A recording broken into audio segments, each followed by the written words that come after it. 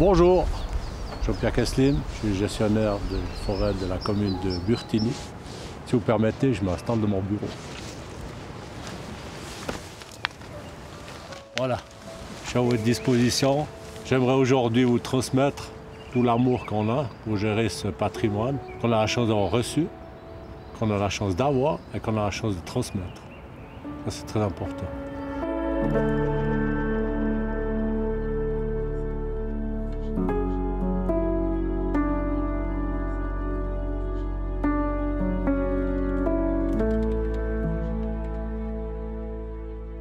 Le personnel, moi j'aime être avec eux. Mes bûcherons, je dis des fois, mes bûcherons, mes transporteurs, mon jardinier, mon horloger, tout ça, moi j'aime être avec eux. Et puis le fait de prendre du temps avec eux, c'est-à-dire que moi je suis pressé parce que j'ai un grand territoire, j'ai beaucoup de travail, il faut y aller, on est pressé. Mais quand je suis avec eux, je prends le temps. Je prends le temps nécessaire qu'il faut pour qu'ils comprennent bien de quel esprit on va faire ce travail et puis qu'ils comprennent bien aussi le but. Si cette communication-là, elle est bien faite, elle est bien donnée, après, le travail se fait tout seul. Et ça, c'est mon rôle principal. C'est que tout le travail qui était expliqué par l'ingénieur forestier soit transmis dans le terrain jusqu'à la personne qui va effectivement couper l'arbre ou mettre en place les tas de branches, ou même déformer des pierres, déplacer des pierres, les regroupe pour faire des petits milieux naturels. Tout ça, il faut expliquer.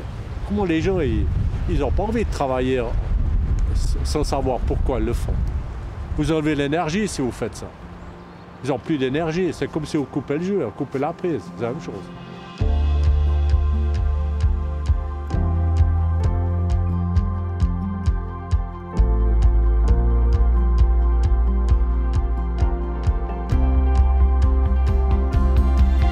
Pour la forêt de Burtigny, donc je reçois le mandat de Jean-Pierre qui me dit les travaux qu'il y a à faire. Après, on a une visite ensemble donc sur place. Après, moi, je lui donne un petit peu mon avis sur ma manière que je vais travailler.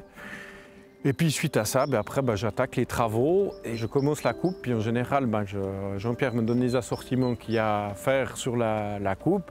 Voilà, c'est une collaboration qui se fait entre les scieurs, Jean-Pierre et moi-même. Ils savent que de toute façon Jean-Pierre sera d'accord. Donc ils me téléphonent directement, on me donne directement la commande à faire. Je appelle juste Jean-Pierre pour dire j'ai eu tel et tel pour une commande, puis tout se passe bien. Il me dit ouais, c'est bon, c'est en ordre.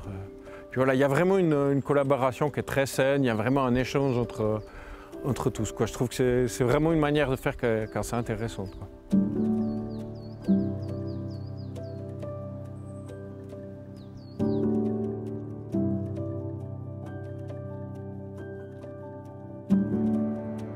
On a vécu la tempête là, en 99 et puis de là, la mécanisation en forêt a commencé à prendre un petit peu d'importance jusqu'à aujourd'hui. Puis les coupes de bois sont opérées par des machines maintenant. Beaucoup plus qu'à l'époque où c'était encore tout fait à la main. Je ne me fixe pas un objectif de volume ou de dire voilà, il faut absolument que je fasse 100 mètres cubes tous les jours, sinon je ne vais pas m'en sortir. Je dirais que le côté volume pour moi n'est pas une priorité. Pour moi, quand je me retourne, je dois pouvoir être satisfait de ce que je fais. Le problème des machines, c'est la manière dont on l'utilise, puis celui qui est dans la cabine. C'est ça qui fait, en fait, s'il y aura des dégâts ou pas. Vous avez un donneur d'ordre qui vous pousse à aller travailler alors qu'il pleut, ça va faire des traces. Et puis si vous avez un machiniste qui n'est pas très attentif ou très soucieux de ce qu'il fait, il va vite faire des dégâts, quoi. Donc je dirais que la machine, elle compte. C'est 50% la machine, mais les 50 autres %, c'est vraiment celui qui donne l'ordre et celui qui l'utilise.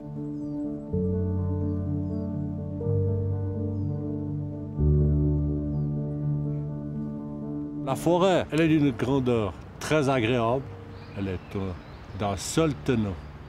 Ça, c'est une très grande chance. On a une grande unité. Et dans cette unité-là, on a plusieurs domaines complètement différents. On a des réserves naturelles. On a des îlots de sénescence, c'est-à-dire des endroits où on laisse la nature s'exprimer. On a des forêts de production et on a des endroits d'accueil. Tout ça dans un même endroit. J'ai commencé à 15 ans dans la forêt. Aujourd'hui, j'ai 60. En 45 ans, les changements sont énormes. Bien qu'on coupait beaucoup de bois, la nature, elle n'était pas autant malmenée que maintenant. C'est maintenant, avec les changements climatiques, le soleil qui est plus fort l'été, les sécheresses, les coups de vent qui sont plus violents qu'avant, la forêt elle est malmenée. On doit adapter notre manière de faire. C'est par exemple les bordures. Les bordures, dans le temps, quand moi j'étais jeune, on avait besoin de bois. Alors, comme vous avez besoin de bois, on plantait. Et on plantait jusqu'au bord de la forêt pour ne pas perdre 1 mètre carré. Aujourd'hui, on a revu notre manière de faire. On ne plante plus jusqu'au bord de la forêt. On adapte les bords de forêt avec des lisières. Ces lisières font une transition entre les milieux agricoles et la forêt et permettent de la préserver au niveau de l'eau, par exemple.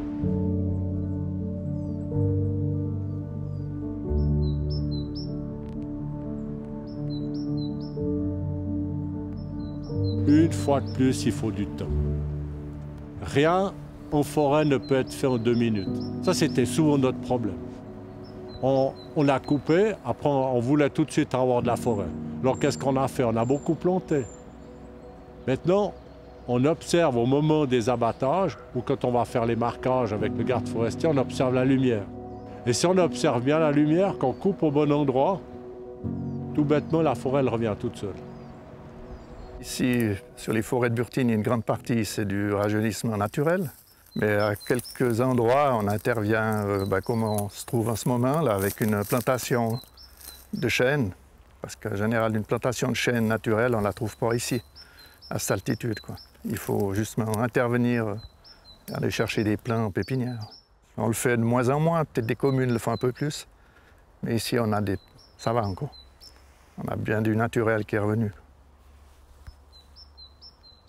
Ici, on a planté une variété de chêne Cécile. En bas, en plaine, on aura du chêne rouvre. Et ici, c'est le chêne Cécile qui s'adapte le mieux parce qu'on est un petit peu plus haut en altitude. Voilà. Et ce qu'on nous dit, c'est que le chêne va peut-être mieux résister les années futures s'il fait encore plus chaud. La forêt, elle est revenue toute seule ici. Vous trouvez du sapin blanc, de l'épicéa, de l'érable, du frêne, du feuillard aussi. Ouais.